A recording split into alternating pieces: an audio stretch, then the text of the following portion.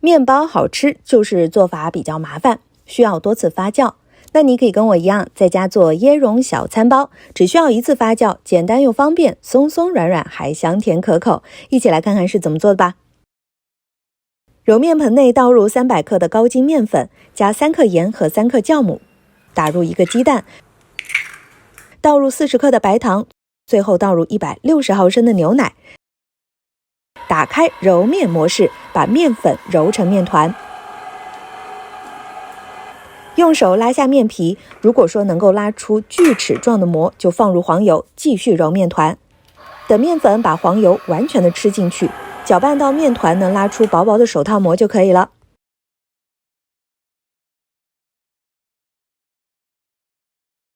我们取出面团，搓成长条，再将面团分成40克左右的小剂子，把每个小剂子按在手掌心内滚圆，将面包胚放在烤盘内，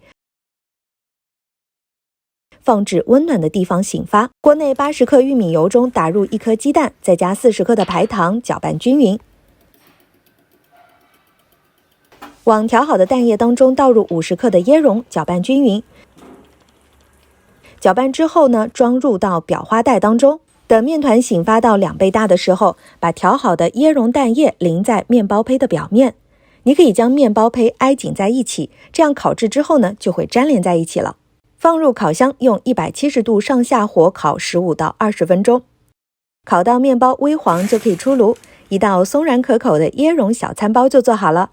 咬一口，在嘴巴里尝一尝，松软的面包带着浓浓的椰香味。如果你喜欢的话，可以做给孩子吃哦。